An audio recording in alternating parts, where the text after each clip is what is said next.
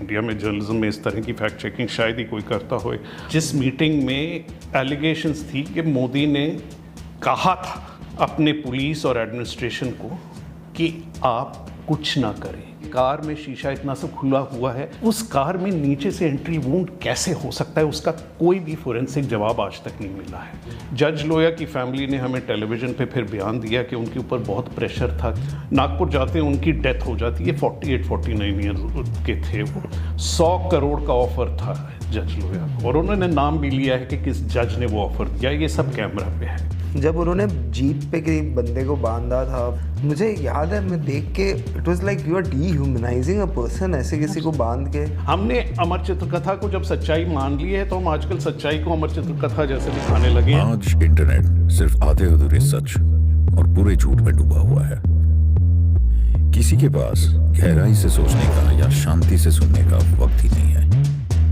हम एक ऐसा शांत कोना बनाने की कोशिश कर रहे हैं। Nope. Not your ordinary podcast for entertainment. Nope. अब काफ़ी समय से, मतलब I think over a decade you been at Caravan now. मुझे पूछना था कि इंडिपेंडेंट जर्नलिज्म में फ्रीडम क्या आप इंजॉय करते हैं, और वो फ्रीडम को इंजॉय करते करते आप कौन से चैलेंजेस से रोज़ जूझते हैं? जैसे आपने एक क्वेश्चन फ्रेम किया, उसमें ही एक बड़ी विचित्र और दिलचस्प बात है कि आपने टर्म इंडिपेंडेंट जर्नलिज्म यूज़ किया। मेरे हिसाब से बाय डेफिनेशन जर्नलिज्म इंडिपेंडेंट होनी चाहिए। हमें अगर ये डिस्क्रिप्टर यूज़ करना पड़ रहा है, हमें कहना पड़ रहा है कि इंडिपेंडेंट जर्नलिज्म का क्या दायरा है, तो इसका मतलब ऑलरेडी जर्नलिज्म में बहुत बड़ा क्राइसिस है कि जो जर्नलिज्म का काम था वो नहीं हो रहा है। और वो इस देश में उसके कारण बहुत हैं। कुछ तो शुरू से ही चलते आ रहे हैं कि आज़ादी के बाद से हमने एक जर्नलिज्म या मीडिया को अच्छे से कंसीव नहीं किया था। और मैं कुछ हद तक जर्नलिज्म और मीडिया, दो लफ्ज़ हम इंटरचेंजेबली यूज़ करते हैं, उसको मैं सेपरेट करना चाहता हूँ। क्योंकि आप डॉक्टर हो गया और हॉस्पिटल की एडमिनिस्ट्रेशन हो गई, इन दोनों चीज़ों को कंफ्यूज नहीं करना चाहिए। मीडिया वो एक सुपर स्ट्रक्चर है जिसके थ्रू जर्नलिज्म लोगों तक कम्युनिकेट होती है, जिसकी फंडिंग आती है, पर जर्नलिज्म जर्नलिस्ट करते हैं जैसे मेडिसिन डॉक्टर्स करते हैं। और हम जब ये दोनों चीज़ें इंटरचेंजेबली यूज़ करते हैं तो ये क्राइसिस भूल जाते हैं। तो एक तो क्राइसिस मीडिया की थी कि हमने किस तरह की मीडिया होनी चाहिए उसके बारे कभी ज़्यादा सोचा नहीं था कि इसकी फंडिंग कहाँ से आएगी, इसके दायरे क्या होने चाहिए, इसका पब्लिक इंटरेस्ट क्या होना चाहिए, एक पब्लिक फंडेड मीडिया होएगी कि नहीं होएगी। तो ज़्यादातर हमारी जो मीडिया थी शुरू से ही एक जिसको कहते हैं झूठ प्रेस, या मजाक में कहते हैं झूठ प्रेस, क्योंकि झूठ बैरन्स जो कलकत्ता के थे, मारवाड़ी ओनर्स थे, प्री इंडिपेंडेंस से इनकी मीडिया ओनरशिप थी। वही मीडिया ओनरशिप इंडिपेंडेंस के बाद चलती आई है। टाइम्स ऑफ इंडिया भी वही एग्जाम्पल है, इनफैक्ट इंडियन एक्सप्रेस भी वही एग्जाम्पल है। कुछ हद तक हिंदुस्तान टाइम्स की भी ओनरशिप घूम फिर के वहीं आ गई है। तो जो बड़े बड़े अखबार हैं सारे के सारे ये प्री इंडिपेंडेंट पूंजीपति झूठ प्रेस के साथ एसोसिएटेड थे। तो कैपिटलिज्म और मीडिया, प्राइवेट मीडिया की एसोसिएशन बहुत पुरानी है। तो इसके कारण दिक्कत तो रहती थी कि इंडिया सेमी लिबरलाइज्ड इकोनॉमी था, कभी अब जाके सेमी लिबरलाइज्ड हुआ, नहीं तो गवर्नमेंट कंट्रोल था। आपने अपनी कैपिटलिज्म चलानी है तो सरकार की क्लोजनेस रहनी चाहिए, तो मीडिया की एक सरकार के साथ हमेशा क्लोजनेस थी। लिबरलाइजेशन के बाद ये चीज़ और बढ़ी है, घटी नहीं है। इन सब सेंस जो नए लिबरलाइजेशन के बाद आए हैं, जैसे अंबानीज आए हैं या इंडिया टुडे आए हैं, ये भी मीडिया की ओनरशिप आई उसी क्लास से है, एक बनिया ट्रेडिंग क्लास से रिलेटेड। और ये trading class by nature Hindutva के बहुत करीब रही थी। गोरखपुर प्रेस, गीता प्रेस, इसकी फंडिंग भी मारवाड़ियों की, कलकत्ता के मारवाड़ियों से आई थी। तो जब मोदी 2014 में पावर में आते हैं, ओनर्स के लिए एक पुराना फ़ायदा कि हमें सरकार के करीब होना चाहिए क्योंकि हमारी बाकी बिजनेसेस पे इम्पैक्ट आता है, और दूसरा कि ये तो आदमी हमारी आइडियोलॉजी भी रिफ्लेक्ट करता है। तो एक तो कंपल्शन है और एक डिज़ायर है कि हम मोदी को चाहते भी हैं, और एक हमारी इकोनॉमिक कंपल्शन, ये दोनों साथ में आ जाती हैं। और मोदी इसको गुजरात में 2002 से अब तक समझते थे, क्योंकि कांग्रेस के टाइम पे भी कमज़ोरियां तो थी मीडिया की और वो यूज़ होती थी, पर एक ऑर्गेनाइज सेंट्रलाइज्ड मैनर में जिस तरह मोदी ने किया वो नहीं होती थी। तो उसके कारण हम जब 2014 के बाद का देखते हैं, उसमें जर्नलिज्म की सीमाएं घिर के मेन स्ट्रीम मीडिया से बाहर निकल के छोटी छोटी जगहों पे रह गई हैं। तो मेन चैलेंज तो यही आ रहा है कि पावर ने मीडिया पे कंट्रोल करके जर्नलिज्म का दायरा छोटा कर दिया है। पर जैसे आपने कहा इंडिपेंडेंट जर्नलिज्म और मीडिया में अंतर है, तो अगर वो अंतर को आप थोड़ा और समझाएं कि मीडिया में और जर्नलिज्म में क्या अंतर है? वही एनालॉजी मैं आगे ले जाना चाहता हूँ कि डॉक्टर प्रैक्टिस कई तरह की कर सकता है। प्राइवेट प्रैक्टिस कर सकता है, गवर्नमेंट हॉस्पिटल में प्रैक्टिस कर सकता है, अपनी क्लिनिक चला सकता है। किस हद तक वो काम पब्लिक इंटरेस्ट और अपनी कमाने की जो सीमाएं हैं या डिज़ायर हैं उनको बैलेंस करता है, वो एक चैलेंज जर्नलिज्म के लिए। उतना पैसा नहीं है जितना मेडिसिन में है जर्नलिज्म में, बट आप अगर एक बड़े हॉस्पिटल प्राइवेट चेन के साथ काम करें तो चेन आपसे क्या चाहती है डॉक्टर से कि आप कितने पेशेंट्स लेके आ सकते हैं, कितना पैसा जनरेट कर सकते हैं, उसका परसेंटेज आपको देते हैं। तनख्वाह भी नहीं देते हैं बड़े हॉस्पिटल में।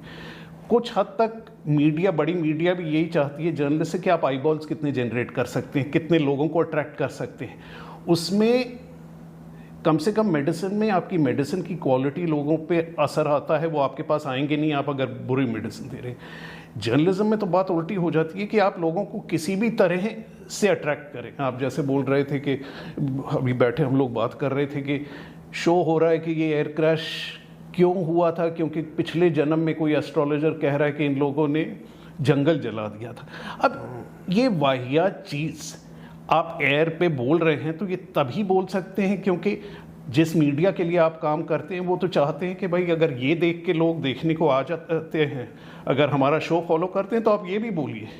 तो उसमें जर्नलिज्म क्या होती है, उसके दायरे कंट्रोल क्या होते हैं, उसके फंडामेंटल्स क्या होते हैं, उसका रिगर क्या होता है, जर्नलिज्म कैसी होनी चाहिए, उसके बाद तो बात हट जाती है। मेन स्ट्रीम आपके न्यूज़पेपर्स में भी कुछ हद तक पूरा नहीं हुआ है। कई जर्नलिस्ट अभी थोड़ा बहुत काम करते हैं। आप कई एरियाज़ में जहाँ पे आपको डायरेक्टली पावर को नहीं चैलेंज करना है, सरकार को दुखी नहीं करना है, आप थोड़ी रिपोर्टिंग कर सकते हैं, कुछ म्यूनिसिपल रिपोर्टिंग कर सकते हैं, कुछ स्टेट्स में रिपोर्टिंग कर सकते हैं।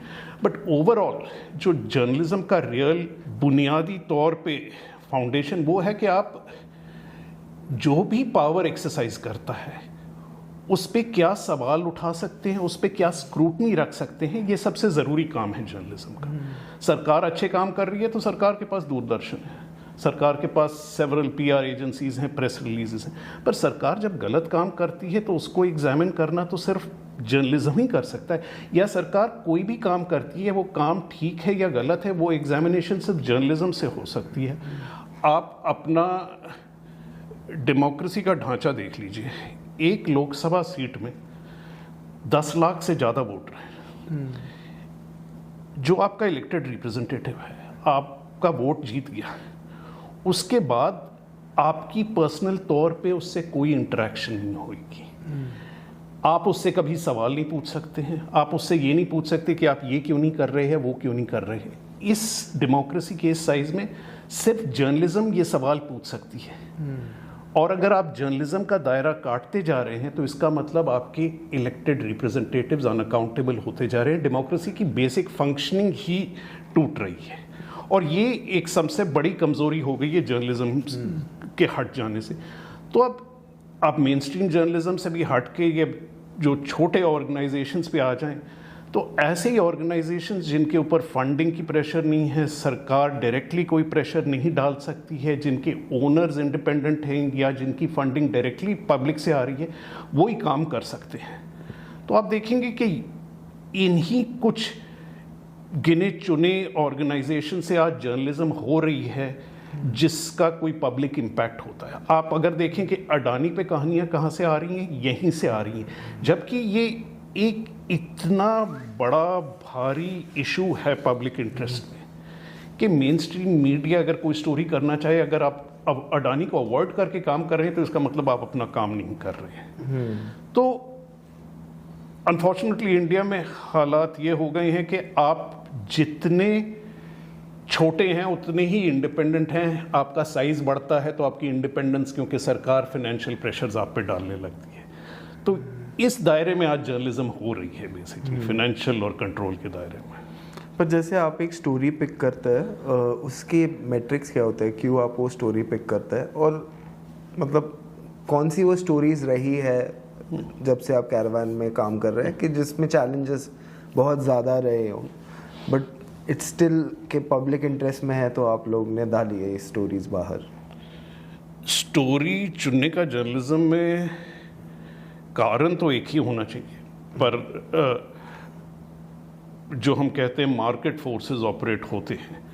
अब सवाल ये उठता है कि मेरा अपना विश्वास है कि अगर हम पब्लिक इम्पोर्टेंस में काम कर रहे हैं, हमें जो सबसे पब्लिकली इम्पोर्टेंट इश्यूज लगते हैं, अगर हम उनको पकड़ें और उनको रिपोर्ट करें और उनको अच्छे से रिपोर्ट करें, ये नहीं कि हमने जाके कुछ कह दिया है, हमारे रिपोर्टर 3-4 महीने एक स्टोरी पे लगाते हैं, उसके बाद स्टोरी एडिट होती है, 1 और महीने का प्रोसेस है, फैक्ट चेकिंग होती है अलग से, कोई और इंडिया में जर्नलिज्म में इस तरह की फैक्ट चेकिंग शायद ही कोई करता हो, उसकी प्रूफिंग होती है, रीड होती है, अगर लीगल रीड की ज़रूरत है एक लॉयर पढ़ता है, उसके बाद स्टोरी हम सामने लोगों के डालते हैं। तो एक कंसिडरेबल इन्वेस्टमेंट है। हम ये नहीं देखते कि ये स्टोरी का पब्लिक अपील क्या है, हम पब्लिक इम्पोर्टेंस के दायरे पे चलते हैं।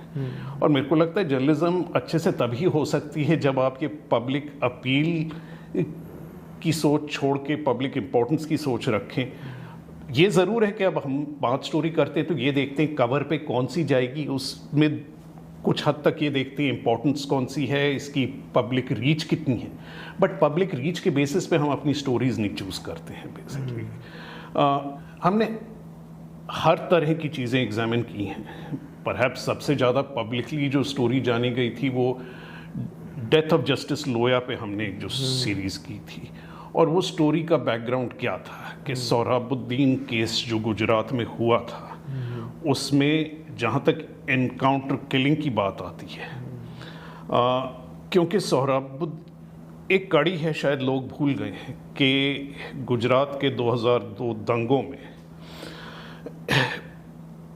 एक बहुत इम्पोर्टेंट मीटिंग की जिक्र आती है, जिस मीटिंग में एलिगेशंस थी कि मोदी ने कहा था अपने पुलिस और एडमिनिस्ट्रेशन को कि आप कुछ ना करें, जो हो रहा है होने दें, और इस मीटिंग के बारे कई जगह जिक्र हुआ है। और जो 2002 के बाद जो इंडिपेंडेंस इंक्वायरी हुई हैं उनमें ये बात उठी है, खास करके जो उस टाइम पे सरकार में कैबिनेट मिनिस्टर थे हिरन पांड्या, उन्होंने एक कमीशन में इसके बारे सपोजिटली एविडेंस दिया है, और जब इस एविडेंस पे ऑन द रिकॉर्ड कोई रिकॉर्डिंग होनी थी, उसके पहले हिरन पांड्या का मर्डर हुआ, और उस मर्डर पे सवाल आज तक खड़े हुए हैं। कोर्ट्स ने कई जजमेंट दी हैं, मेरे हिसाब से कोई भी जजमेंट सेटिस्फैक्ट्री नहीं है।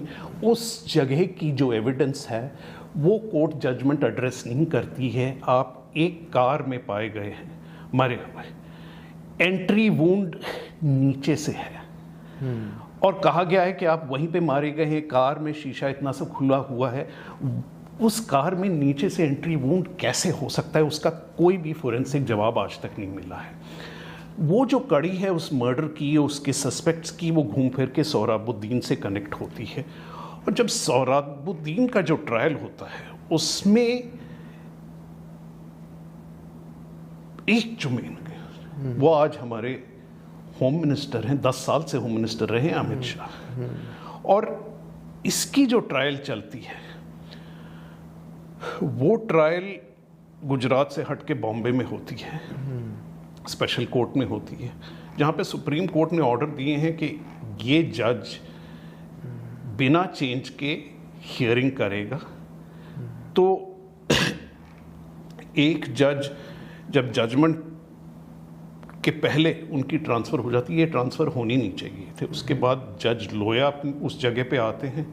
जज लोया की फैमिली ने हमें टेलीविज़न पे फिर बयान दिया कि उनके ऊपर बहुत प्रेशर था कि वो पॉजिटिव वर्डिक्ट, पॉजिटिव का इस केस में इम्प्लीकेशन क्लियर है, पॉजिटिव अक्यूज्ड के फेवर में जो हुए बेसिकली।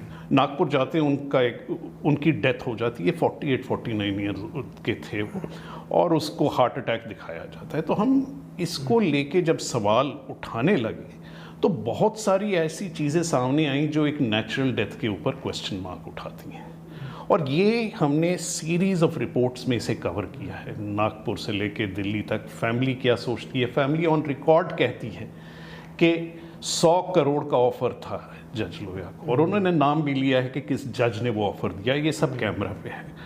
तो इस पीरियड पे फाइनली जाके जज लोया के डेथ के बाद एक और जज अपॉइंट होते हैं।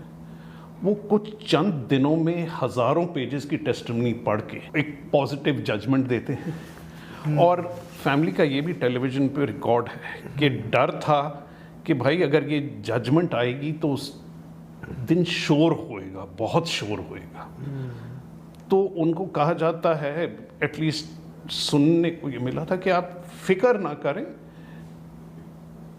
और जिस दिन वो जजमेंट आती है उसी दिन MS धोनी अपना क्रिकेट से रिटायरमेंट अनाउंस करते हैं। उस दिन मेन खबर जो चलती है वो धोनी के रिटायरमेंट की खबर चलती है। मैं ये नहीं कह रहा कि उनको ये पता होएगा, बट क्रिकेट बोर्ड में लोगों को पता होएगा डेट्स का क्या कनेक्शन है, ये मैं नहीं कह सकता, ये हमारे इन्वेस्टिगेशन के बाहर है। पर ये दोनों चीज़ें एक दिन होती हैं।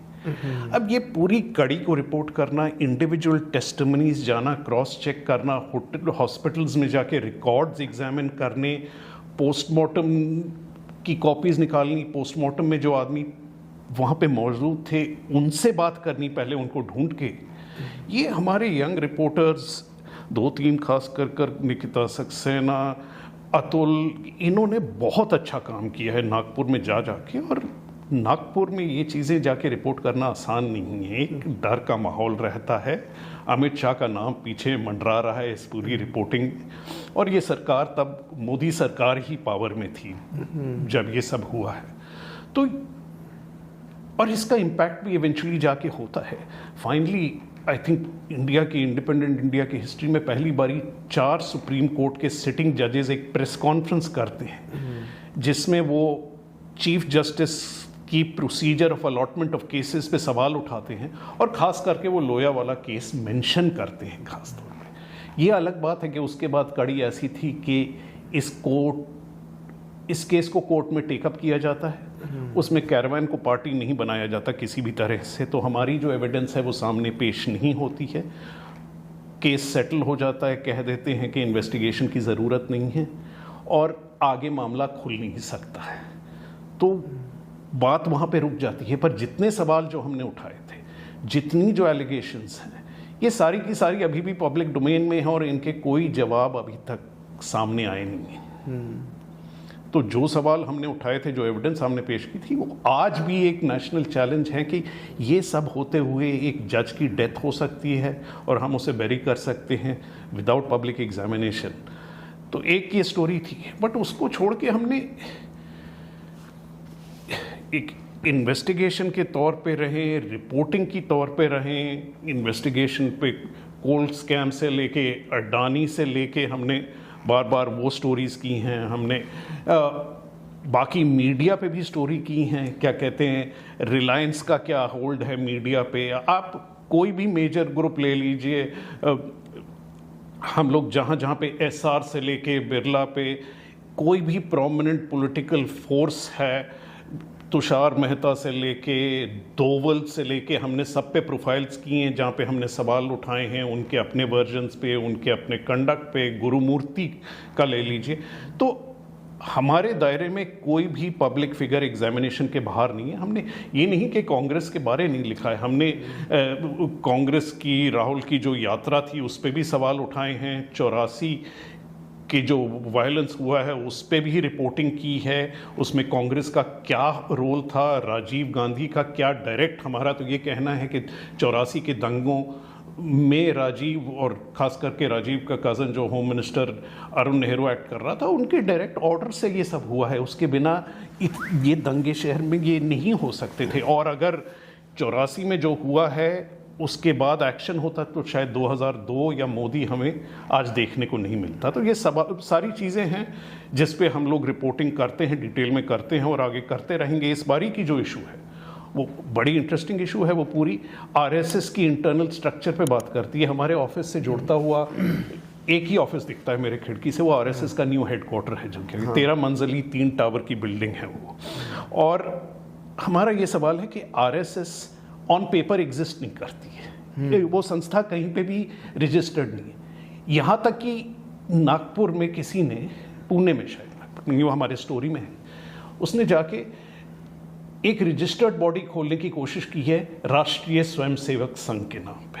उसको किसी न किसी बहाने से वो परमिशन नहीं दी जा रही है, पर कोई कारण है नहीं, क्योंकि कोई ऐसी रजिस्टर्ड बॉडी एग्जिस्ट नहीं करती है अपने लिए। तो in law on paper RSS कहीं पे एग्जिस्ट नहीं करती है। पर बैंक अकाउंट और ये सब, तो वही सवाल है कि आप इतनी बड़ी बिल्डिंग कैसे बनाते हैं। हमने उससे एग्जामिन किया है बिल्डिंग कैसे बनती है, कि आप छोटी छोटी सोसाइटीज क्रिएट करती हैं, सोसाइटीज बिल्डिंग बनाती है, फंडिंग कलेक्ट करती है, उसका डायरेक्ट आरएसएस से कोई ताल्लुक नहीं है। वो लीगल एंटिटी हैं, उनका दायरा इतना ही है कि हमने इस बिल्डिंग के लिए ये पैसा कलेक्ट किया। आरएसएस का इससे कोई लेना देना नहीं है। तो आप जिस तरह से इस बिल्डिंग से अपने आप को डिस्टेंस करके उसे अपना हेडक्वार्टर कह सकते हैं, उसी तरह आप गोडसे से अपने आप को डिस्टेंस कर सकते हैं। पर सबको मालूम है कि गोडसे किसके लिए काम कर रहा था, आपका ही आदमी था, उसी ने असैसिनेशन की थी। आपकी आइडियोलॉजी और आपकी सोच ने ही गोडसे को प्रोपेल किया था वो करने के लिए। आपने ही धमकी दी थी, गोलवालकर ने तो सवाल उठाए थे गांधी की जिंदा रहने पे। तो जब ये चीज़ें होती हैं, ये एक तरीका है आरएसएस का ऑपरेट करने का। हमने वो तरीका एग्जामिन किया है इस बिल्डिंग के को लेके कि इस बिल्डिंग को कैसे बनाया गया है। ये एक सबूत है कि आरएसएस नेशनल लेवल पे कैसे ऑपरेट करती है। छोटी छोटी बॉडीज, उनके अपने अकाउंट्स हैं, वो रजिस्टर्ड हैं, उनका आरएसएस से एसोसिएशन है क्योंकि आरएसएस वाले लोग वहाँ पे बैठे हुए हैं। पर इस सब में कहीं पे भी किसी आरएसएस नाम की चीज़ का कोई नाम कहीं पे नहीं आता है। और ये स्टोरी मतलब इंटरेस्टिंग है कि आपके ऑफिस के इतने करीब है। बहुत करीब है। वहाँ पे ये ऑफिस एक्चुअली जिस ग्रुप से कैरवान बिलोंग करती है, दिल्ली प्रेस, इसका इतिहास काफ़ी पुराना है। 1940 या 45 से ले एक फैमिली ओन्ड कंपनी है और ये फैमिली जर्नलिज्म से ही जुड़ी हुई है। हिंदी में भी कई मैगजीन्स, गृह शोभा, सारस सलील, ये सब निकलती रही हैं इस इम्प्रिंट से। उसी से 2008-9 में कैरवान शुरू हुई थी और फैमिली के सपोर्ट से ही कैरवान चली है। तो बिना इस तरह के सपोर्ट के, जहाँ पे पहली बार ये, क्योंकि मैं जर्नलिज्म 1995 से 30 साल से कर रहा हूँ और पिछले 10 साल से मैं कैरवान में हूँ, 10-12 साल हो रहे हैं। और एक भी बारी मेरे को यही नहीं बोला गया है कि ये स्टोरी आपको नहीं करनी है या इस स्टोरी के बारे नहीं सोचना है। ये मेरे साथ कभी पहले जर्नलिज्म में हुआ नहीं है। मैं 2 बारी नौकरी छोड़ चुका हूँ, केस लड़ चुका हूँ, जबकि स्टोरी करने के ऊपर या कोई पाबंदी होती है या रोकने की कोशिश होती है। और 2008-9 से लेके जब तक हम पे वॉल और सब्सक्रिप्शन मॉडल 2019 में जाके नहीं खोलते हैं, ऑलमोस्ट एंटायर फंडिंग कैरवान की फैमिली या बाकी मैगजीन से जो प्रॉफिट आता है उसके थ्रू हुई है। अब जाके इतना चेंज आया है कि हमारा सब्सक्रिप्शन बेस बढ़ा है कि हम ब्रेक इवन के पास आ गए। अभी भी ब्रेक इवन नहीं हुआ है, बट काफ़ी हद तक एक जर्नलिज्म का एक जो रिस्पॉन्स है कि लोग मैगजीन पढ़ रहे हैं, सब्सक्राइब कर रहे हैं, टू द पॉइंट कि हम सोचते हैं अगर और लोग देख के सब्सक्राइब करते हैं, देखते हैं जर्नलिज्म का क्या फ़ायदा है कि 1-2 सालों में मैगज़ीन अपने आप में सेल्फ सफिशिएंट हो जाए, जहाँ पे हमें एडवर्टाइजमेंट के हम खिलाफ नहीं है, पर एडवर्टाइजमेंट जो हमको किसी तरह का प्रेशर डाले हम वो नहीं चाहते हैं। तो सिर्फ अगर हम सब्सक्राइब और रीडरशिप के बेसिस पे टोटली इंडिपेंडेंट हो जाएं तो दैट्स आइडियल। और ये मैगजीन जर्नलिज्म में आज इट वायलेट्स ग्लोबल ट्रेंड्स। किसी भी मैगजीन अपने सिर्फ सब्सक्रिप्शन बेस पे इतने स्ट्रांगली ग्रो नहीं कर पाई है। तो I think it is also एक तरह का प्रूफ है कि आप अगर अच्छी जर्नलिज्म करें और थोड़ी ईमानदारी से करें तो लोग रिस्पॉन्ड भी करते हैं। पर जैसे हम पहले भी बात कर रहे थे कि इंस्टीट्यूशंस की ज़रूरत है जर्नलिज्म में, और वो इंस्टीट्यूशंस अब एग्जिस्ट ऑलमोस्ट 1% भी नहीं करते हैं। क्यों आपको लगता है कि बिना इंस्टीट्यूशन एक लिमिट पे आ जाती है जर्नलिज्म, उसके आगे नहीं बढ़ पाते आप? जर्नलिज्म का एक पॉपुलर परसेप्शन में एक मिथ क्रिएट की गई है और वो नेचुरल है। मैंने आपको शुरू में डॉक्टर्स की भी एनालॉजी ली है कि डॉक्टर्स भी इंडिविजुअल डॉक्टर्स के बड़े बड़े नाम हो जाते हैं। आपने बॉब वुडवर्ड और बर्नस्टीन के नाम सुने हुए हैं। इंडिया में भी कई स्टोरीज, इंडिविजुअल एंकर्स, सब एनडीटीवी के एंकर्स के नाम जानते हैं, आज रवीश का नाम जानते हैं, कोई ध्रुव राठी का नाम जानता है, वो जर्नलिज्म के थोड़े दायरे से हटके हैं, उनका अपना काम है, वो अलग बात है। इस सब में इंडिविजुअल्स के थ्रू कुछ नहीं पॉसिबल है। वो डॉक्टर कितना भी बड़ा होए, बिना ऑपरेशन थिएटर के, एक ऑपरेशन सपोर्ट टीम के, नर्सेस के, एनेस्थेटिस्ट टॉप क्वालिटी के, वो ऑपरेशन ढंग का नहीं कर सकता है, और उनके बारे हम भूल जाते हैं। जर्नलिज्म में भी जब हम अवार्ड्स देते हैं, एक रिपोर्टर को देते हैं, भूल जाते हैं कि उसके पीछे क्या क्या है। एडिटर्स हैं, इंस्टीट्यूशन एक है जो स्टोरी में बिलीव करता है, स्टोरी को छापने के लिए तैयार है। कॉन्सिक्वेंसेस तो स्टोरी के इंस्टीट्यूशन पे आते हैं, इंडिविजुअल पे तो आते ही हुए। जो फंडिंग है उस स्टोरी को करने की, वो भी एक इंस्टीट्यूशन से आती है। उस स्टोरी में इंडिविजुअल्स तो गलतियां कर सकते हैं कि वो स्टोरी में गलतियां ना होए, सब कुछ क्रॉस चेक होए, सब कुछ होए, वो एक इंस्टीट्यूशनल प्रैक्टिस है। और बार बार ऐसी स्टोरीज करना जिसका पब्लिक पे इम्पैक्ट हो, वो एक आदमी का कभी भी काम नहीं हो सकता है। तो एक आदमी ओपिनियन दे सकता है, एक सामने फ्रंट हो सकता है, अवार्ड्स के लिए आ सकता है, पर जर्नलिज्म इन द एंड एक इंस्टीट्यूशनल काम है, और इंडिविजुअल्स के सहारे वो कभी नहीं जी सकता। अच्छे इंडिविजुअल्स की ज़रूरत है, बट बिना इंस्टीट्यूशंस के कोई जर्नलिज्म सर्वाइव नहीं करती है। और आज ये खास करके इसकी अंडरस्टैंडिंग हमें ना होए, पब्लिक को होए ना होए, बीजेपी को और खास करके मोदी सरकार को बहुत क्लियर कि आपको जो करना है इंस्टीट्यूशनल स्ट्रेंथ को डिमिनिश करना है। इंडिविजुअल से डील करना तो बड़ा आसान काम है, कभी भी आप इंडिविजुअल के साथ कुछ भी कर सकते हैं, पर अगर इंस्टीट्यूशन स्ट्रांग होते हैं तो वो दिक्कत क्रिएट करते हैं। तो आपको अगर जेएनयू एग्जिस्ट करता है तो जेएनयू को अंडरमाइन करना है। आपको लगता है कि इलेक्शन कमीशन एक प्रॉब्लम है तो आपको इलेक्शन कमीशन अंडरमाइन करना है। आपको इवेंचुअली लगता है इंडिपेंडेंट मीडिया प्रॉब्लम है तो आपको अंडरमाइन करना है। अंडरमाइन का ये मतलब नहीं है हम सोचते हैं कि पकड़ के जेल में डाल दें, या कहीं पे एक केस हो गया, कहीं पे एक स्टोरी को टेक डाउन कर दिया, कहीं पे आपने ग्रोथ या स्प्रेड रिस्ट्रिक्ट कर दी। जहाँ तक जर्नलिज्म और मीडिया को लेके मोदी सरकार की मंशा है, वो ये है कि आम वोटर को ये चीज़ें नहीं पहुंचनी चाहिए। अगर एक दायरे में सीमित है तो ठीक है, चलने दीजिए, हम भी कह सकते हैं इंडिया में इंडिपेंडेंट मीडिया है। पर अगर रिलायंस के चैनल्स ऐसी स्टोरीज चलाने लगे तो वो हम नहीं होने देंगे, या मेन स्ट्रीम टेलीविजन ये स्टोरीज चलाने दे, ये नहीं होने देंगे। तो हम चाहेंगे कि न्यूज़ एजेंसी जो नाम में प्राइवेट है, जैसे ANI है, उसके संबंध सरकार के साथ इतने घने हैं कि कई इवेंट्स पे सिर्फ ANI को ही कवरेज का चांस मिलता है। उसकी फीड जाती है हर चैनल को, हर चैनल उसकी फीड सोचता है। अपना आम नागरिक बैठे सोचता है कि हमें तो भाई 200 चैनल से अलग अलग खबर आ रही है, पर वो सारी खबर तो चल रही है ANI के फीड पे, तो खबर तो आपको एक ही आ रही है, और खबर वही आ रही है जो सरकार आपको देना चाहती है और दिखाना चाहती है। तो ये जो दायरा है ये कंट्रोल एक्सरसाइज करती है। इसके बाहर इंडिपेंडेंट मीडिया एग्जिस्ट कर सकता है और करना चाहिए। ये तो कुछ गलती हमारी एज अ कंट्री या एज सिटीजन्स की गलती है कि और इंडिपेंडेंट मीडिया नहीं है, पर इस इंडिपेंडेंट मीडिया की जो आउटपुट है, इसकी जो जर्नलिज्म है, वो लोगों तक पहुंचने का एक जरिया भी बहुत ज़रूरी है। लोया की स्टोरी की इतनी इंपॉर्टेंस क्यों थी? क्योंकि वो इंडिपेंडेंट जर्नलिज्म का छोटा दायरा फांद करके वो आम लोगों के दिमाग तक पहुंच गई थी। वो चाहते हैं ये बार बार ना होए, तो इनका मेन कंट्रोल वहाँ से एक्सरसाइज होता है। जस्टिस लोया की स्टोरी में वो था कि एक इम्पैक्ट था, लोग बात कर रहे थे, एंड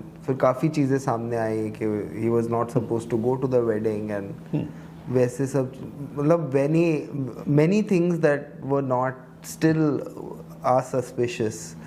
तो अभी भी वो सॉल्व नहीं हुई है। और मैंने उसकी जिक्र इस केस में इसीलिए की कि आप देखिए इम्पोर्टेंस, हर एक आदमी अडानी वाली स्टोरी के बारे में तो बहुत कुछ जानना चाहता है, पब्लिक का एक परसेप्शन है, पर आपने एक सरकार ने अब एक काउंटर स्पिन का नैरेटिव सीख लिया है कि भाई ये अमीर आदमी तो इंडिया में जॉब्स क्रिएट करते हैं, वो अब जॉब्स गिनना शुरू करिए, कितने जॉब्स क्रिएट करते हैं। ये मजाक वाली बात है, पर आप सोशल मीडिया में जाएंगे कि आप तो वेल्थ के अगेंस्ट हैं। अरे भाई, वेल्थ कमाने के कई तरीके हैं। हम जो क्वेश्चन कर रहे हैं कि ये तरीका जिसमें सरकार आपकी मदद करके सरकार भी रईस होती जा रही है, लगता तो यही है, क्योंकि बीजेपी के पास जो इलेक्टोरल फंडिंग है कहीं से तो आ रही है। जो आज 9:1 एवरी ऑपोजिशन पार्टी को आप आउटस्पेंड कर रही हो, पैसे कहाँ से आ रहे हैं? आपने इलेक्टोरल फंडिंग में तो, हमने इलेक्टोरल बॉन्ड्स में तो देख लिया था क्या परसेंटेज है, पर इलेक्टोरल बॉन्ड्स तो 5 या 10% ऑफ टोटल स्पेंडिंग का भी आधार नहीं है। और हम हर इलेक्शन में देखते हैं कि बीजेपी कितना खर्चती है और ऑपोजिशन क्या खर्चती है। ये कहाँ से पैसे आ रहे हैं, इसकी अकाउंटेबिलिटी हमें क्यों नहीं मिलती है? ये सब स्टोरीज हैं। इस पे ये स्टोरीज में इंटरेस्ट इसलिए हट जाता है कि बार बार जो टेलीविजन स्टूडियोज बैठ के बात कर रही हैं कि पाकिस्तान ये कर रहा है, वो ये कर रहा है, मुसलमान ये कर रहे हैं, वो बैठ के ये सवाल उठाने को तैयार नहीं है कि अडानी क्या कर रहा है या कोई और क्या कर रहा है। अडानी को मैंने एक एग्जांपल दिया क्योंकि बहुत बड़ा एग्जांपल है मोदी और अडानी के क्लोजनेस का। तो ये बार बार जो पब्लिकली इंपॉर्टेंट चीज़ें हैं जिनकी एग्जामिनेशन होनी चाहिए, वो पब्लिक माइंड में इंगेज इसलिए नहीं हो रही हैं क्योंकि मेन स्ट्रीम मीडिया पे सरकार का कंट्रोल है। अब इसमें इंडिपेंडेंट मीडिया की लिमिटेशंस और सीमाएँ इतनी हैं कि हम स्टोरीज तो कर सकते हैं, पर हम चाहे एक वीडियो बनाएं, चाहे एक मैगजीन बनाएं, हमारी रीच एक लिमिटेड है। और सरकार वो रीच का ही फ़ायदा उठाती है कि जब तक ये कहानियाँ सब तक नहीं पहुँचती हैं उन्हें कोई परेशानी नहीं है। और उनको प्रॉब्लम यही इकोसिस्टम पे है, उन्हें डर लगने लगा है कि डिजिटल जो मीडिया है उसका पोटेंशियल फॉर इंक्रीज ज़्यादा है। तो आप अगर देखेंगे कि सरकार ने इसको कैसे टैकल किया है कि एक नए डिजिटल फ्रेमवर्क के लॉज बना दिए जिसमें सरकार गूगल को भी कह सकती है, फेसबुक को भी कह सकती है, ट्विटर को भी कह सकती है कि मटेरियल हटा दिया जाए। हाल में वायर के साथ हुआ था कि जब ये, अभी इसके लिए मेरे पास कोई क्लियर लफ्ज़ नहीं है, सपोजिटली भारत और पाकिस्तान के बीच में एक युद्ध हुआ था जो मिसाइल्स के एक्सचेंज से हुआ था। अब किसने कितने मिसाइल भेजे हैं हमें पता नहीं, क्योंकि स्पिन दोनों तरफ से इतनी हो रही है कि सच्चाई पता करना ही मुश्किल हो गया था। मुश्किल है, हाँ। पर CNN ने रिपोर्ट कर दिया था बाहर से कि इंडिया के प्लेन्स पहले दिन रफाइल कुछ गिरे हैं। सरकार को इस बात से बहुत बड़ी परेशानी है। ये नहीं कह रहे कि सच्चाई है या नहीं है, उस पर वो स्टेटमेंट नहीं देना चाहते। बाद में CDS ने शायद कंसीड कर दिया है कि कुछ प्लेन्स गिरे थे। तो वही स्टोरी वायर ने चला दी थी यहाँ पे इंडिया में, CNN को कोट करते हुए। वायर को बिना नोटिस के, नए डिजिटल लॉज तो ये कहते हैं कि आपको नोटिस देना पड़ेगा। वायर के लोग एक दिन उठे और उन्हें पता चला कि उनकी वेबसाइट गायब हो गई है, आप उसको एक्सेस ही नहीं कर सकते। बाद में जब उन्होंने सरकार से बात की तो सरकार ने कहा भाई हमें परेशानी सिर्फ एक स्टोरी से है, अब हम उस स्टोरी को नहीं ब्लॉक कर सकते, तो हमने सारी आपकी वेबसाइट हटा दी। तो कई घंटों तक वायर की वेबसाइट नहीं अवेलेबल थी। वो फिर स्टोरी हटा के जब वेबसाइट रन की है तो वो वेबसाइट, अब ये स्टोरी आज तक CNN में अवेलेबल है। हमने स्टोरी की कि कश्मीर में किस तरह के टॉर्चर और किलिंग आर्मी के हाथों पे हुई है, इस युद्ध के पहले और युद्ध के बाद तक भी चलती रही है। उस टॉर्चर में 2 और 3 गांव से लोगों को उठा के टॉर्चर करके मारा गया। उनको, उनकी लाशें ट्रकों पे फेंक के कहीं डिस्पोज की गई हैं। हमें ये कैसे मालूम? हमारी रिपोर्टर जितेंद्र तूर वहाँ पे गई है, क्योंकि आजकल कश्मीर में कश्मीरियों को रिपोर्ट करना एकदम इम्पॉसिबल है। कश्मीरियों पे जो प्रेशर है वो बाकी इंडिया सोच भी नहीं सकती है। Degree of individual harassment Kashmiri media की, कश्मीरी इंडिविजुअल्स की इतनी ज़्यादा है। तो पंजाब से हमारी वेरी गुड रिपोर्टर जितेंद्र तूर वहाँ तक ट्रैवल की हैं, उस एरिया में जाके हर एक लोगों से मिली हैं। एक ऐसे आदमी से भी मिली हैं जिसको मरा सोच के लाशों के साथ डाल दिया गया था। बाद में वो आके कहानी बताता है क्या हुआ है। गाँव में लोगों को ये पता चला है। स्टोरी हमने छाप दी, मैगजीन में भी छपी है, हमारे डिजिटल वेबसाइट पे भी छपी है। हमें नोटिस आ गया कि भाई ये आपको डिजिटल वेबसाइट से हटानी पड़ेगी।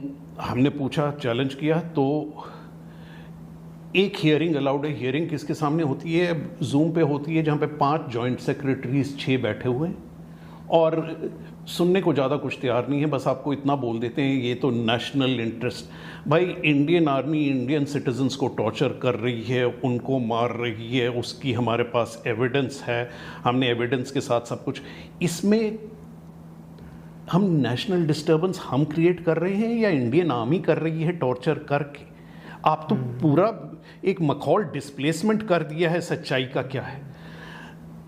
तो हमारे वो हियरिंग के बाद वो माने नहीं, नोटिस आ गया कि अगर आप स्टोरी नहीं हटाएंगे तो हम आपकी पूरी की पूरी वेबसाइट बंद कर देंगे। तो हमें स्टोरी हटानी पड़ी। सुप्रीम कोर्ट में हमने उसका चैलेंज अभी तक माउंट किया हुआ, पर मैगजीन से वो स्टोरी अभी तक नहीं हटी है, क्योंकि प्रिंट के लॉज ऐसे हैं जिसके अंदर अंटिल स्टोरी में कोई वीकनेस है या दिक्कत है आप उसको हटवा नहीं सकते। हाँ, डिजिटल में जानते हुए कि ये प्रिंट के लॉज थोड़े स्ट्रिक्ट हैं, उन्होंने ऐसे लॉज क्रिएट कर दिए हैं कि आप एक ये वेग टर्म यूज़ कर सकते हैं कि ये नेशनल इंटरेस्ट के बाहर है या ये, और उसके बेसिस पे आप किसी भी चीज़ को हटा सकते हैं। और ये बार बार किया जा रहा है। ये फॉलो अप स्टोरी, इसकी जब हम फॉलो अप करते हैं, कहते हैं कि ये टॉर्चर के ऑर्डर जो आ रहे थे डायरेक्टली 2 जनरल्स वैली में, जो हमारे सीनियर मोस्ट जनरल थे, वो उस कमरे में बाजू में बैठ के डायरेक्टली इस टॉर्चर के टाइम इंटरेक्ट कर रहे थे जो लोग टॉर्चर कर रहे हैं। उनमें से एक आदमी आज हमारा head of the Indian military academy हमारे next generation of army officers को सिखा रहा है क्या हो रहा है। ये चीज़ों को भी लेके हम ऐसे देश बन गए हैं कि हमें थोड़ी भी आपत्ति नहीं है। ये उस जगह की बात कर रहे हैं जहां पे अमित शाह और मोदी कह रहे हैं नॉर्मलसी वापस आ गई है, और कश्मीरी तो खुश हैं, इतने खुश हैं कि आपको उन्हें पकड़ पकड़ के टॉर्चर करके मारना पड़ता है, और जो आदमी इस टॉर्चर में इन्वॉल्व है उन्हें मिलिट्री एकेडमी के आप हेड अपॉइंट कर रहे हैं। नहीं मतलब ये तो क्लियर है, ये सुनने के लिए रेडी नहीं है इस मामले पे ना। ठीक है, कॉन्टेक्स्ट एक चीज़ होती है, पर बाकियों की आवाज़ इतनी जोर से आ रही है कि कुछ सुन ही नहीं पा रहा है कोई और। जब उन्होंने जीप पे किसी बंदे को बांधा था मुझे याद है, मैं देख के it was like you are dehumanising a person, ऐसे किसी को बांध के। और जब हम लोग उसको लेके कुछ बोलने लगे तो मतलब ओह, एंड उसके बाद से ये स्टोरीज भी नहीं दिखने लगी, ना ही बातचीत होगी इस बात पे, कुछ नहीं होगा, मतलब कोई टाइप ऑफ। और आई डोंट थिंक ये इंडियन आर्मी की तरफ से कुछ आ रहा है, ये तो ये अब हम जो लोग जो नए नए नेशनलिस्ट बने हैं, आर्मी स्टोरीज रोक नहीं रही है। अब मैं डायरेक्टली तो नहीं कह सकता, क्योंकि कई कंसर्न्ड ऑफिसर्स हैं आर्मी में जिनको ये चीज़ें पसंद नहीं हैं। इंफॉर्मेशन अपने आप तो हमारे तक नहीं पहुंचती है ना। एग्जैक्टली। तो ये सब चीज़ें सबके सामने हो रही हैं। इंस्टीट्यूशन के अंदर से लोगों को परेशानी है। इलेक्शन कमीशन के अंदर भी लोग हैं जिनको ये पसंद नहीं है कि इलेक्शन कमीशन में क्या हो रहा है। पर आप जो कह रहे हैं ये जो नई नेशनलिज्म की एक जो भीड़ पैदा हो गई है, वो अपनी लॉयल्टी दिखाने के लिए माइल्डली इसको कैसे कह सकते हैं, पागल कुत्तों की तरह पीछे पड़ने की कोशिश करते हैं, जैसे कि सच्चाई बदल जाएगी क्योंकि आप ट्विटर पे इतनी जोर से चिल्ला रहे हैं और बोल रहे हैं। और इसमें आपने ह्यूमैनिटी हर तरह से इरेज कर दी है। आपने कश्मीर के बारे बात करके कश्मीरियों के बारे आपने बात करनी बंद कर दी है। कश्मीरी ह्यूमन नहीं है, एग्जिस्ट ही नहीं करते हैं। और ये जो भीड़ है, इसका इम्प्रेशन इतनी जल्दी बदला जा सकता है। आपको मैं एक इंस्टेंस, क्योंकि उस रिपोर्टिंग के टाइम भी हमारे ऊपर सेडिशन केसेस हुए थे जब फार्म मूवमेंट हो रही थी। पर फार्म मूवमेंट में शुरू में आप देखेंगे कि जब फार्मर्स आके दिल्ली के आउटस्कर्ट्स में जब उन्होंने, तो काफ़ी हद तक एक मिडिल क्लास सपोर्ट था कि ये तो हमारा खाना उगाते हैं, कि उसको बदला गया है खास तौर से उस दिन जब वो रेड फोर्ट का इंसिडेंट हुआ है। जब रेड फोर्ट पे क्लैश हुआ है और मेन स्ट्रीम टीवी ने रिपोर्ट कर दिया कि झंडा खालिस्तान का है। झंडा जो था वो, जिसको हम वो निशान साहब कहते हैं, वो हर गुरुद्वारे में है। वो सिखिज़म का एम्बलम है, वो खालिस्तान का एम्बलम नहीं है एक तरह से। उसी दिन मेरा दोस्त एक दिल्ली का पार्क है सुंदर नर्सरी में घूम रहे थे, कहते कि कुछ 5-7 बच्चे 8-10 साल के खेल रहे थे, उनमें से एक सरदार था, और खेलते खेलते सडनली वो सरदार भागने लगता है और उसके पीछे 6 लड़के भागते हैं, Khalistani Khalistani Khalistani. It takes 1 day 1 incident और एक मेन स्ट्रीम का मल्टीप्लिकेशन कि सडनली आपका एक लॉयल सिटीजन खालिस्तानी बन जाता है क्योंकि आपने डिसाइड किया है। वो तो आप सिखों के साथ कर रहे हैं जिनको आप कहते हैं वो तो हमारे हैं, हमारे 100 डाम हैं, हमारे ये हैं वो हैं। मुसलमानों को लेके आपने ये जो इस भीड़ ने जो पूरी इंप्रेशन क्रिएट की है, उससे ज़्यादा फिर कश्मीरियों का केस कहीं और जाता है, वो पाकिस्तान के साथ जुड़ जाता है। तो ये भी एक परिस्थिति है जिसमें हम बार बार ये जो जुटाई हुई भीड़ है, कुछ हद तक वॉलंटरी है, कुछ हद तक इनवॉलंटरी है, ये भीड़ सिर्फ इंडिविजुअली नहीं एग्जिस्ट करती। बीजेपी के अपने सेल्स हैं लोकल लेवल पे, डिस्ट्रिक्ट लेवल पे छोटे हैं जो व्हाट्सएप के फॉरवर्ड्स करते हैं, जो ये भीड़ उठाती है और उनको प्रोपोगेट करती है। तो इसको नेटवर्क को हम सरकार या बीजेपी के ऑर्गेनाइजेशन से एकदम सेपरेट नहीं कर सकते। कहीं हद तक वो ओवरलैप करता है। आपके ये जो लिंचिंग के, काओ प्रोटेक्शन के नाम पे ये जो जिनको दिक्कत है सडनली, क्या कहते हैं, गौ माता का इनको जिनको इतना प्रेम आ गया है, भाई वो लोकल लेवल पे अपना इन्फ्लुएंस कर करके गाय के नाम पे संस्थाएं चालू करके वो बाकी चीज़ों में भी पुलिस पे हावी होने की कोशिश करते हैं। वो क्लियरली इन एसोसिएशन के थ्रू ये दिखाना चाहते हैं कि हम तो बीजेपी के बहुत करीब हैं, हम तो सरकार जो चाहती है वो कर रहे हैं। एक independent individual powerful vigilant groups ऐसे कलेक्ट हो गए हैं हर जगह देश में, ये सब करते हुए बेसिकली। और ये सब हुआ है यही सोशल मीडिया के डिस्कोर्स और ये मीडिया को काउंटर करने के या जर्नलिज्म को काउंटर करने के लिए बेसिकली हुआ है। मतलब काफ़ी वीडियोस में दिख रहा है कि उसके पास आर्म्ड राइफल है, वो टायर पे मार रहा है ट्रक के, एक्सीडेंट हो सकता है, लोग मर सकते हैं, and all of this seems okay. हमारे भी हैं, देखिए अब ये वही मैं कह रहा हूँ, एक कैमरा का पावर है जो हम कहते हैं, एक इमिटेशन ऑफ द, एक reflection of the wrong side of जो हम कहते हैं सिटीजन जर्नलिस्ट, हर चीज़ को डॉक्यूमेंट करना है। कि कौन सोच सकता था कि हम 5 या 10 साल में उस लेवल पे पहुंच जाएंगे कि अपने आप को किसी आदमी को मारते हुए वीडियो बना के पोस्ट करना एक बड़ी चीज़ मानी जाती है। और ये लिंचिंग्स के केस में हुआ है, जो लोग इन्वॉल्व हैं लिंचिंग में वो सामने हैं। और मैं एब्स्ट्रैक्ट में नहीं बात कर रहा हूँ, मैंने तो दिल्ली में रात को लौटते लौटते रोड की दूसरी तरफ लिटरली एक लिंचिंग ऑल बट स्टॉप्ड, क्योंकि हम 2-3 लोग थे उसमें इंटरवीन करके बीच में खड़े हुए हैं, क्योंकि एक भैंसों का ट्रक लेके आ रहा था, वहाँ पे कुछ लोग अपना यही आजकल इन्होंने भगवा का रंग भी ऐसा बना दिया है, वहाँ पे पहुँच गए थे। और पुलिस खड़ी होकर देखती है ये चीज़ें जब हो रही हैं, क्योंकि पुलिस जानते हैं आजकल सरकार क्या चाहती है उनसे।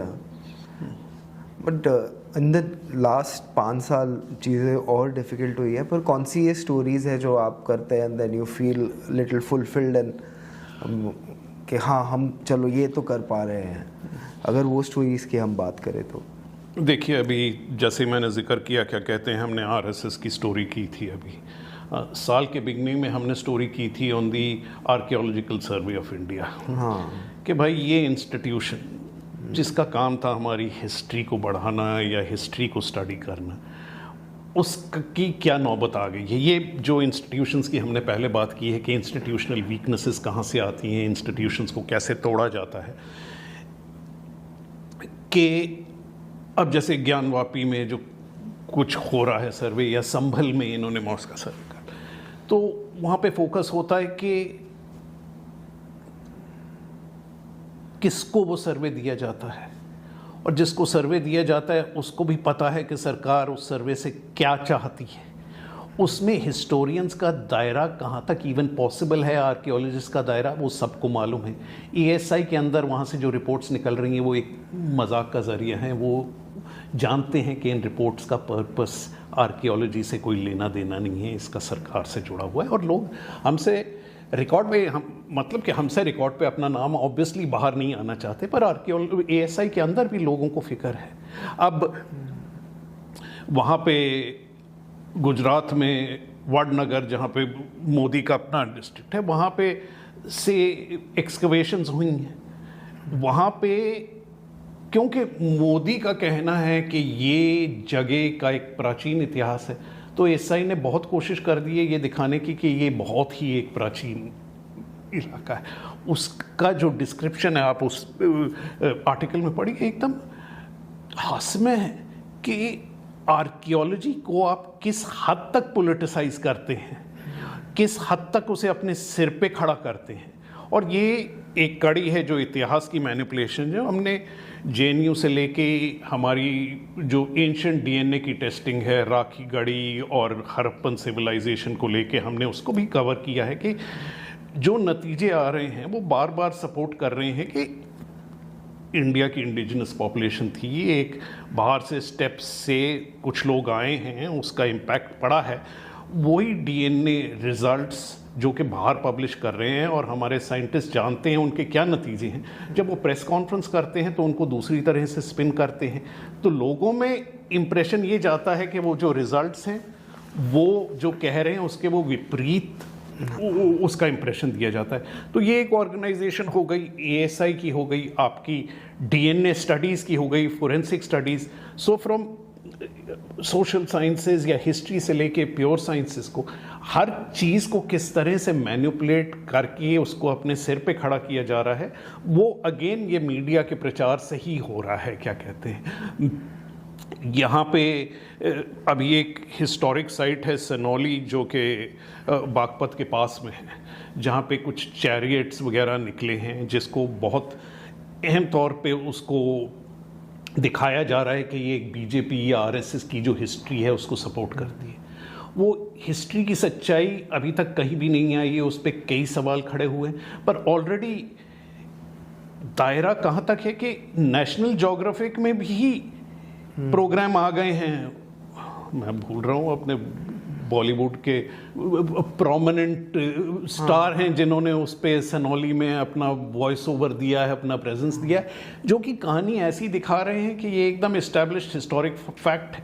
हमने अमर चित्रकथा को जब सच्चाई मान ली है तो हम आजकल सच्चाई को अमर चित्रकथा जैसे दिखाने लगे हैं। वही हो रहा है, नेशनल ज्योग्राफिक में हो रहा है, वो आर्कियोलॉजिकल सर्वे में हो रहा है। तो मेरे को लगता है, जैसे मैंने बताया कि हम एक बिल्डिंग की स्टडी से, ये एक इंस्टीट्यूशन की स्टडी से, ये जो आज देश की हालात है वही दिखाने की कोशिश कर रहे हैं, लोगों को समझाने की कोशिश कर रहे हैं। मैं तो ये कहता हूं कि मेरी ओपिनियन की इंपॉर्टेंस नहीं है, ये आप खुद पढ़िए। अगर हम कहीं पे कुछ गलत कह रहे हैं, हम कड़ी जोड़ रहे हैं कि यहाँ से ये हुआ है, आरएसएस ऐसे काम करती है, एएसआई ये काम कर रही है, यहाँ पे ये हुआ है, ये रिपोर्ट को ऐसे मैनिपुलेट किया गया है, यहाँ से फंडिंग इस तरह से कलेक्ट की गई है, उसमें मेरी ओपिनियन, चाहे मैं सरकार को पसंद करूं ना करूं, उससे क्या फ़र्क पड़ता है। आप उसको या तो गलत साबित कर दें या मान लें कि एक बहुत ही गलत काम हो रहा है इस देश में, और बड़े व्यापक तौर से, बहुत बड़े तौर पे ये बार बार हो रहा है।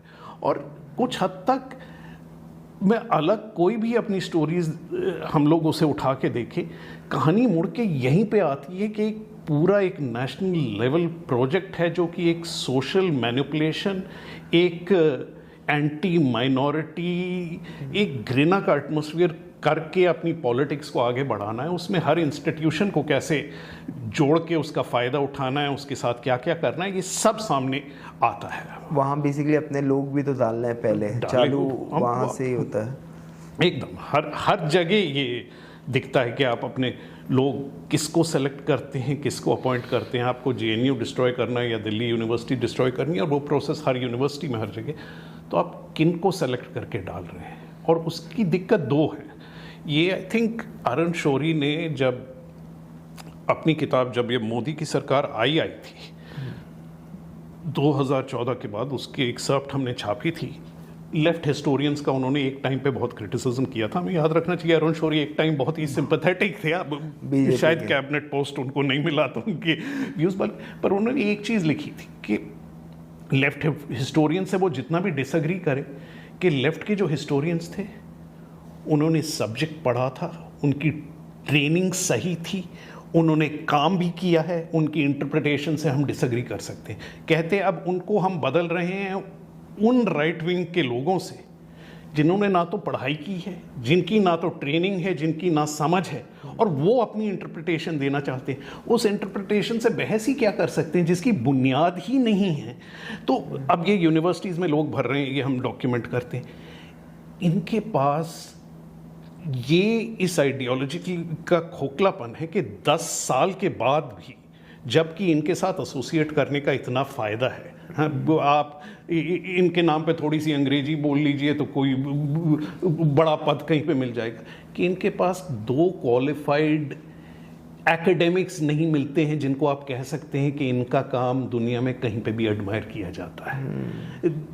एक फेलियर इनका इतना बड़ा इंटेलेक्चुअल फेलियर है, इनके पास ढंग के पढ़े लिखे लोग भी नहीं हैं जिनको यूनिवर्सिटी पर अपॉइंट तो कर रहे हैं, और इसका नतीजा अगले 8, 10, 15, 20 साल में क्या होएगा मालूम है, क्योंकि अगली जनरेशन को इन्हीं लोगों से पढ़ना है या सीखना है। क्लासरूम नहीं संभाल पा रहे 15 मिनट 20 मिनट में बस हो गया क्योंकि आपने कभी खुद तो कुछ सीखा नहीं है, आप सिखाओगे क्या किसी को। तो स्टोरीज जब हम ये चीज़ें डॉक्यूमेंट कर रहे हैं, बिल्ड कर रहे हैं, हमारी एक सोच है कि देखिए आज हम इम्पैक्ट ना कर पाए। लोग पूछते हैं कि आपका ये जर्नलिज्म का क्या फ़ायदा है कि अगर इसका कोई इम्पैक्ट नहीं होता है, कुछ नहीं होता। मैंने कहा देखिए 2 चीज़ें हैं, एक तो इम्पैक्ट कभी हो जाए ना हो जाए हमारे हाथ में नहीं है, पर एक सच्चाई दर्शाने का ये भी बात है कि इस जनरेशन में सरकार जो भी काम कर रही है ये रिकॉर्ड्स नहीं रखते हैं। डिसीजन मेकिंग इस सरकार में ऊपर से फाइल पे नोटेशन भी नहीं होती है, वर्बल ऑर्डर के बेसिस पे होती है, डिप्लोमेसी व्हाट्सएप पे कंडक्ट होती है।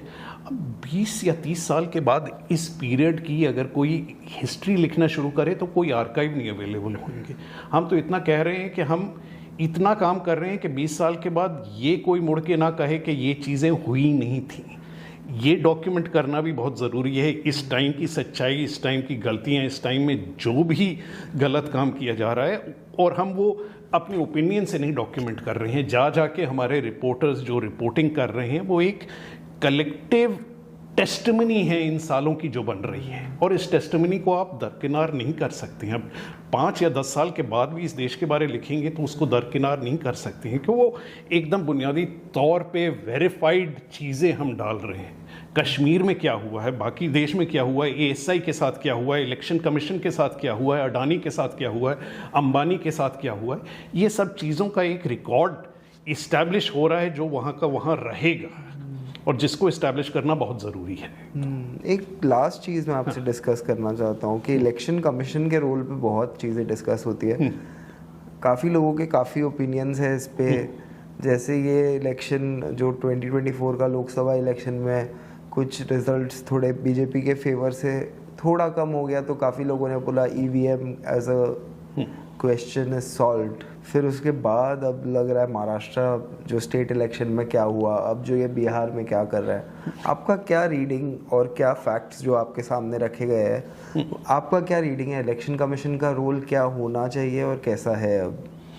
देखिए, और इसमें 2-4 चीज़ें हैं और उनको मैं सेपरेट करके अगर बात करूं, एक तो EVMs का जहाँ रोल आया है, हमने खुद काफ़ी हद तक इस पे टाइम लगाया है कि क्या EVM थ्योरी में मैनिपुलेबल हैं, और दूसरा सवाल है कि क्या प्रैक्टिस में कहीं पे मैनिपुलेट हुई हैं।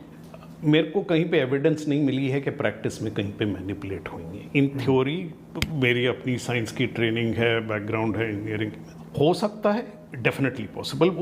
वो मैनिपुलेशन बैलेट बॉक्स के साथ भी पॉसिबल है। इन थ्योरी मैनिपुलेशन किसी भी चीज़ के साथ। अब जहाँ तक 2024 के इलेक्शन की बात है, आप अगर इस इलेक्शन का पैटर्न देखिए तो बीजेपी की हार अगर हुई है, यूनिफॉर्म हार नहीं हुई है, किसी स्टेट्स में ज़्यादा इम्पैक्ट था। आप देखिए कि यूपी में सबसे ज़्यादा डैमेज हुआ है। अब यूपी में डैमेज क्यों हुआ है, हमें वो समझना ज़रूरी है, क्योंकि अगर हम ज़्यादातर सिर्फ इलेक्शन कमीशन या EVM पे फोकस करते रहें तो हम ये नहीं समझ सकते कि अगर ऑपोजिशन कुछ चीज़ें करती है तो उसका भी फ़ायदा होता है। समाजवादी पार्टी ने वही काम किया है जो RSS और BJP बहुत देर से कर रहे थे। उन्होंने बहुत बड़े तौर पे अपना रिप्रेजेंटेटिव बेस बढ़ाया है। यादव यादवों को छोड़ के ईबीसीज में से, राजभर्स में से, सब में से रिप्रेजेंटेशन दी है, टिकट्स दिए हैं, एक वाइड स्प्रेड बेसिस पे एक इलेक्शन लड़ा है और जिसका नतीजों में असर दिख रहा है। ये कम्युनिटीज़ का सपोर्ट जो कि आरएसएस ने बहुत देर काम करके कल्टिवेट किया था, वो समाजवादी पार्टी की तरफ गया है। ये जो सपोर्ट है इसके बारे कांग्रेस सिर्फ शोर करती है, कभी भी अपना उनका दायरा ये नहीं बन पाया। अगर सिर्फ ये मैनिपुलेशन की बात होती तो यूपी के रिजल्ट्स एमपी और राजस्थान के रिजल्ट से इतने अलग क्यों हैं? इसका मतलब आपको वहाँ के लोकल फैक्टर्स को देखना पड़ेगा। तो इंस्टेड ऑफ हमें समाजवादी पार्टी के सक्सेस से सीखने की जगह अगर हम ईवीएम की फिक्र करते रहेंगे तो हम कभी भी ये इलेक्शन ना लड़ सकते। उसके बाद हरियाणा में क्या हुआ है आपने देखा है कि समाजवादी पार्टी ने अपना सोशल बेस बढ़ा के इलेक्शन लड़ा है। आप हरियाणा में जाके एज कांग्रेस पार्टी में क्या करते हैं? आप एक कम्युनिटी जाटों को लेके इलेक्शन लड़ना चाहते हैं। बीजेपी क्या करती है?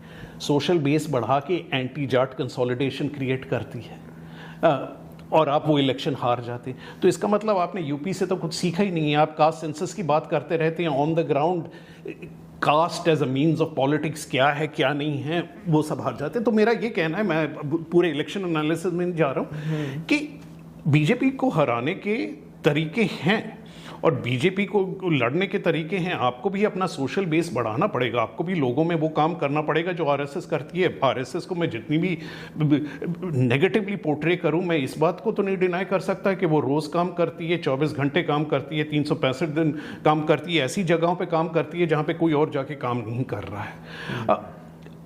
अब ये सब देखते इलेक्शन कमीशन यहाँ पे कैसे आती है?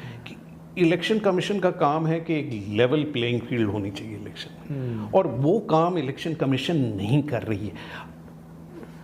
तारीख से ले लीजिए, इलेक्शन कमीशन जब इलेक्शंस की तारीख सेट करती है वो ऐसी तारीखें आप होती हैं जिसमें वो बीजेपी को ही फायदा होता है।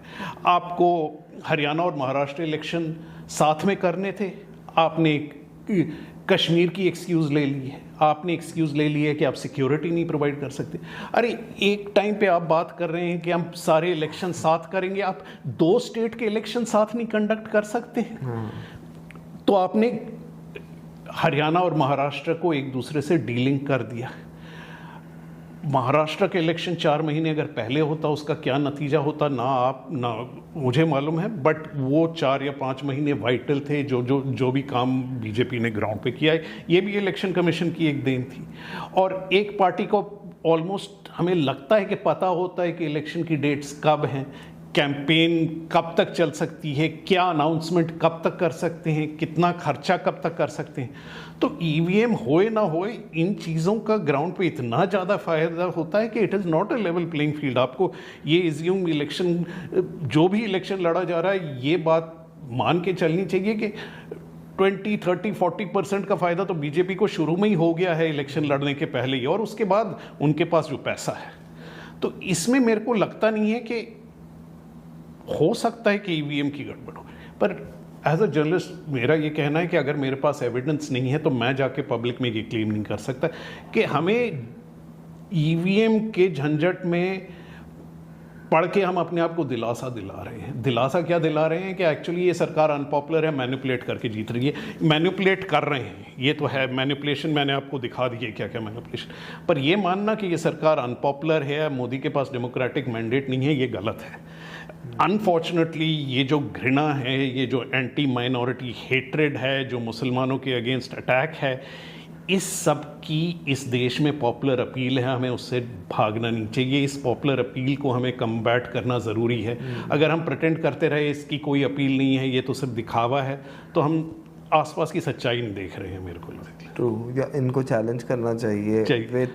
कैसे चैलेंज करना चाहिए, क्या करना चाहिए, इस पे बात करनी ज़्यादा ज़रूरी है rather than EVMs. And thank you so much for joining me and Thank you. हमें बताने के लिए कि how much do institutions matter. Thank you.